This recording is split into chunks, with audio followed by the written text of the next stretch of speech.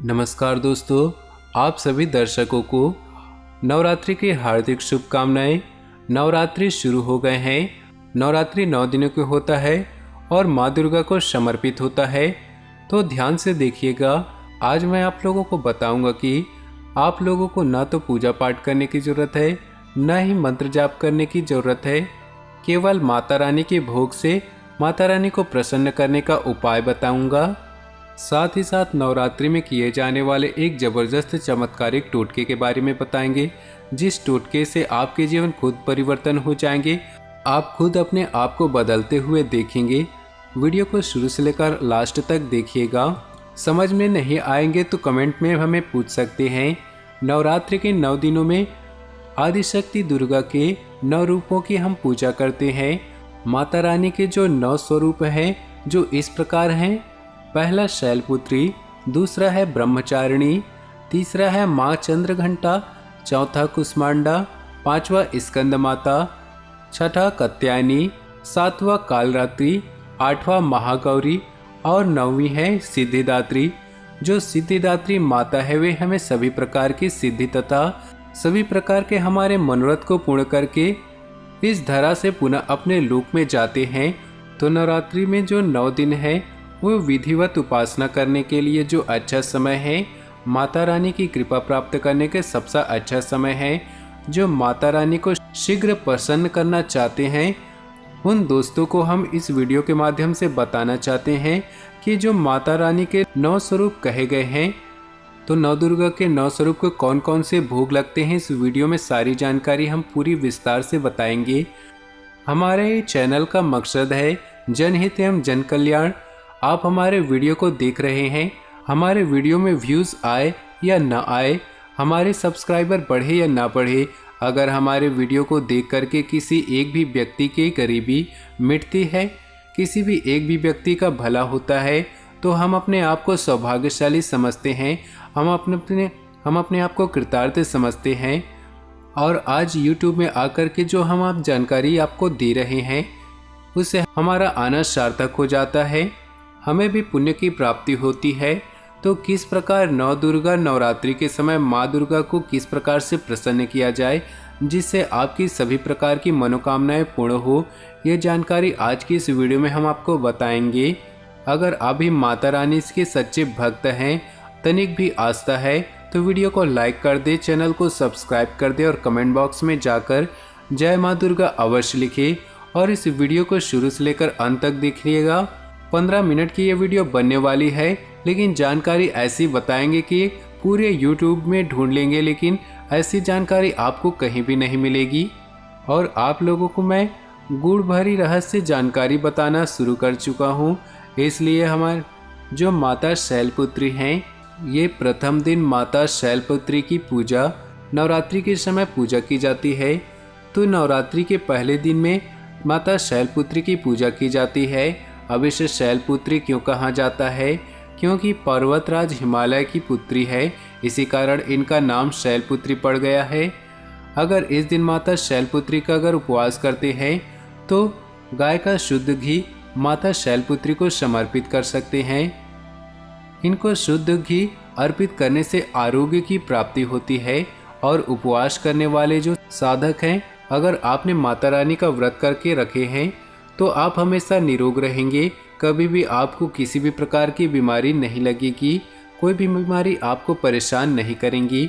माता ब्रह्मचारिणी नवरात्रि के दूसरे दिन पूजा की जाती है। माता ब्रह्मचारिणी की पूजा करने से हमें कौन सी शक्ति की प्राप्ति होती है, आइए इस वीडियो में जानते हैं। देखिए, जो माता ब्रह्मचारिणी है इसे तपस्विनी के रूप में देखा जाता है। ये भगवान शंकर को पति रूप में प्राप्त करने के लिए घनघोर तपस्या की है, कठिन तपस्या की है। तो जो माता ब्रह्मचारिणी हैं, इन्हें प्रसन्न करने के लिए नवरात्रि में दूसरे दिन आपको शक्कर का भोग लगाना है। इस दिन माता को आपको शक्कर का भोग लगाना है। शक्कर के भोग लगाने से आपके घर के सभी सदस्यों की आयु में बढ़ोतरी होगी। कोई भी घर की सदस्य हैं, कभी भी किसी को अकाल मृत्यु नहीं होगी। तीसरे दिन माता चंद्रघंटा की पूजा की जाती है।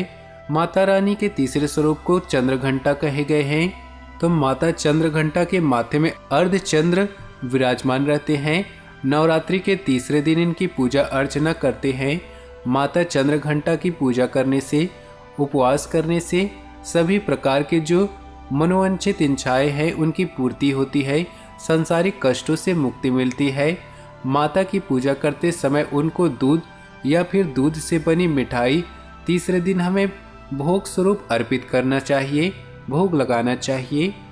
देखिए, अगर आप माता चंद्रघंटा को भोग के लिए दूध से बनी कोई भी वस्तु माता रानी को भोग के लिए भेंट करते हैं तो इससे क्या फल प्राप्त होता है।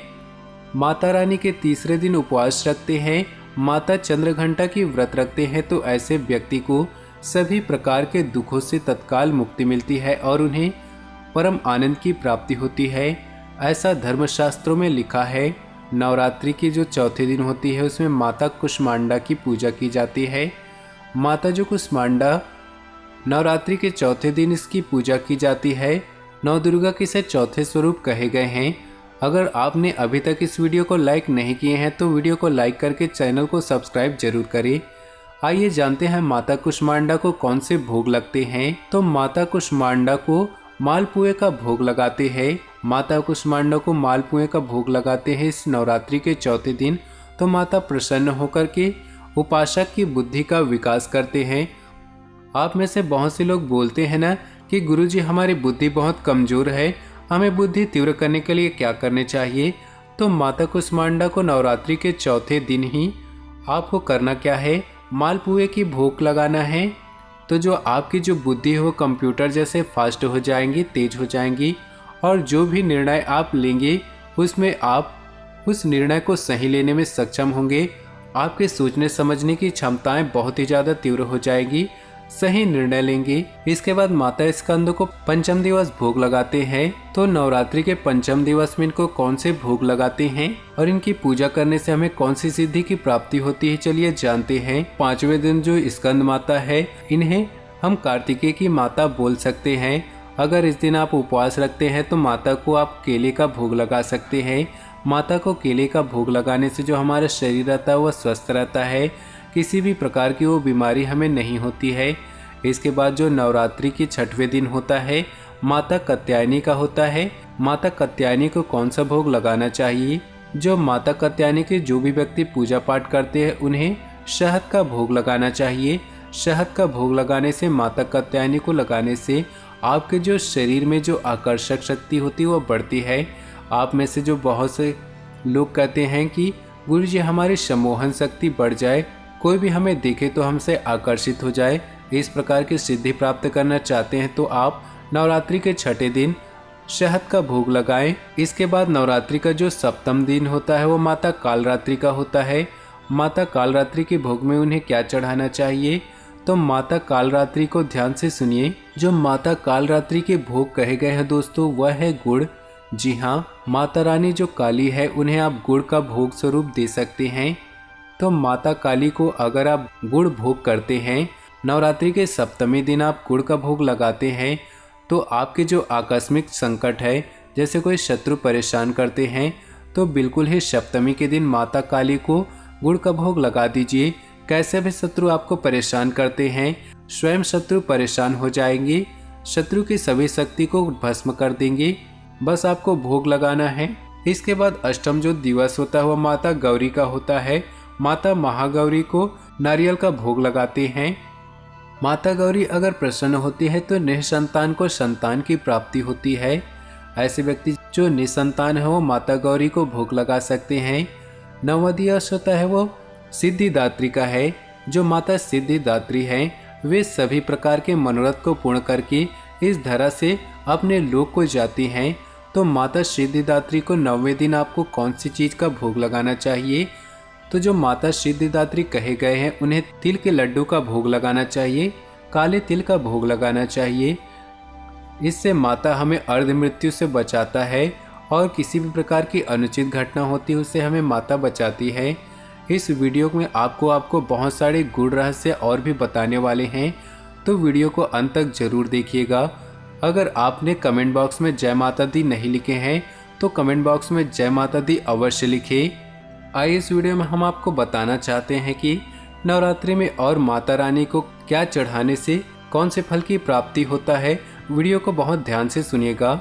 सर्वप्रथम सभी दर्शकों को बताना चाहेंगे कि नवरात्रि में जो माता बहनें हैं, नवरात्रि में माता रानी को लाल रंग का जो लहंगा है, चुनरी है या फिर सुहाग का सामान अवश्य अर्पित करें।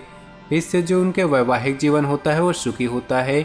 या फिर जो पुरुष है वो माता रानी को 16 श्रृंगार अर्पित कर सकते हैं। 16 श्रृंगार अर्पित करने के बाद आपके वैवाहिक जीवन में जो कष्ट रहता है वो दूर हो जाता है। नवरात्रि के समय में हमें कुछ नियम का भी पालन करना चाहिए। अगर आप व्रत रखें तो आप नवरात्रि के समय कुछ नियम होते हैं, उन्हें पालन करना बहुत ही ज़्यादा आवश्यक होता है, वरना व्रत का फल हमें पूर्ण रूप से नहीं मिलता है। कैसे नियम रखना चाहिए? तो बिल्कुल आपको पलंग या फिर बाजुअट में नहीं सोना चाहिए। जितना ज़्यादा हो सके आप ज़मीन में सोने का प्रयास कीजिए। और नवरात्रि की अगर व्रत रखते हैं तो दिन में नहीं सोना चाहिए। धर्मशास्त्र कहते हैं कि जो नवरात्रि में व्रत रखते हैं उस व्यक्ति को दिन में नहीं सोना चाहिए। अगर आप साधना करते हैं तो आप दिन में सो सकते हैं, लेकिन आपको जो एकदम गद्दे वाले होते हैं इनका प्रयोग नहीं करना है। आपको ज़्यादा भोजन नहीं करना है, भोजन व्रत नहीं करते हैं फिर भी, और ब्रह्मचर्य का जितना ज़्यादा हो सके पालन करना चाहिए। नवरात्र में हो सके तो लहसुन, प्याज, मांस, मदिरा, इन सब चीज़ का सेवन बिल्कुल नहीं करना चाहिए। अगर आप ऐसा करते हैं तो माता रानी आपसे रुष्ट हो जाएंगी।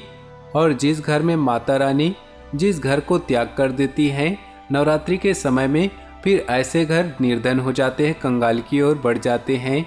नवरात्रि के दिन अगर आपने कलश स्थापना करके रखे हैं तो आपको कलश को अकेला नहीं छोड़ना है, बिल्कुल एक व्यक्ति कलश के पास हमेशा रहना चाहिए। आइए आपको हम कुछ और जानकारी आपको और भी बता देते हैं कि नवरात्रि में माता रानी को क्या चढ़ाने से कौन सी फल की प्राप्ति होती है। तो दर्शकों बहुत ही ध्यान से सुनिएगा।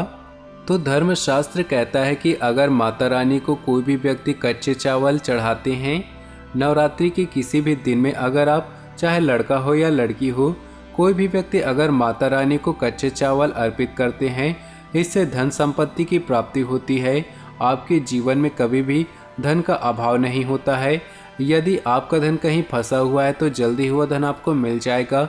अगर तिल चढ़ाते हैं नवरात्रि के किसी भी दिन में, आप तिल चढ़ा सकते हैं तो समस्त पापों का नाश होता है और इस लोक से मरने के बाद आपको मोक्ष की प्राप्ति होती है। अगर आप माता रानी को, कोई व्यक्ति लंबे समय से बीमार पड़ा है तो माता रानी को इत्र चढ़ा सकते हैं। जो लंबे समय से बीमार पड़ रहे हैं वो इत्र चढ़ाने से जो बीमारी और धीरे धीरे ठीक होना शुरू हो जाती है। अगर आप माता रानी को नवरात्रि के समय गेहूं चढ़ाते हैं तो बिल्कुल माता रानी आपकी खाली झोली को भर देते हैं। आपको सुयोग्य पुत्र की प्राप्ति होती है। जिनके घर में पुत्र पैदा नहीं हो पा रहे हैं, जिनके पितृदोष लगा हो, ऐसे लोग माता रानी को गेहूं का भोग जरूर लगाएं। जो व्यक्ति माता रानी को अगर चीनी बढ़ाते हैं तो याददाश्त को बढ़ाने का काम करते हैं।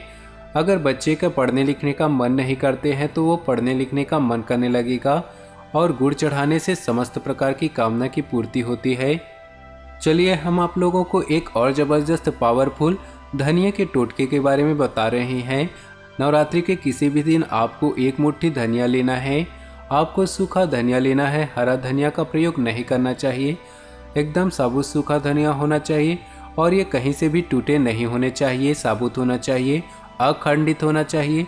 अखंडित चीज़ माता रानी को चढ़ाना चाहिए। खंडित चीज़ चढ़ाने से आपको दुर्भाग्य की प्राप्ति होगी। आपको एक मुट्ठी धनिया माता रानी को एक छोटे से कोई भी कटोरी में डाल करके अर्पित कर दीजिए। इसके बाद आपको माता रानी से जो भी आपकी कामना होगी वो प्रार्थना बोलनी है और उन सभी प्रकार की कामना की पूर्ति होती है। फिर नवरात्रि के 9 दिन के बाद में आपको उस चढ़े रहना उस धनिया को। उसके बाद उस धनिये को लाल कलर के कपड़े में बांध करके आप किसी तिजोरी में रख देना है या फिर घर के उत्तर दिशा में रख देना है। इससे धन धान्य की वृद्धि होगी। दूसरा तरीका हम आपको बता रहे हैं कि इस धनिया को आपको माता रानी को चढ़ाने के बाद कामना बोलना है और इसके बाद इसे आप जमीन में बो देना है, उगा देना है। जैसे जैसे धनिया में अंकुर आना शुरू होगा, पौधे आना शुरू होगा, वैसे वैसे आपके जीवन से परेशानियां, दुख तकलीफ दूर हो जाएगी, मिटना शुरू हो जाएगी। फिर आपकी जो कंगाली है, गरीबी है, वो बिल्कुल ही जड़ से समाप्त हो जाएगी। तो ये छोटे छोटे जो चीज़ होते हैं नवरात्रि के समय जो उपाय होते हैं हमारी प्रगति करने में, हमें आगे बढ़ने के लिए बहुत ही ज़्यादा मददगार साबित होती हैं। तो दोस्तों इस वीडियो को आप अपने तक सीमित ना रखिएगा। आप इस वीडियो को जितना ज़्यादा शेयर हो सके व्हाट्सएप ग्रुप, फेसबुक ग्रुप सभी में शेयर कर दे। इससे माता रानी की कृपा आप पर और ज़्यादा बरसेगी। तो इस वीडियो को आप आगे जरूर शेयर करें और कमेंट बॉक्स में जय माता दी अवश्य लिखें। धन्यवाद। आपका दिन शुभ हो।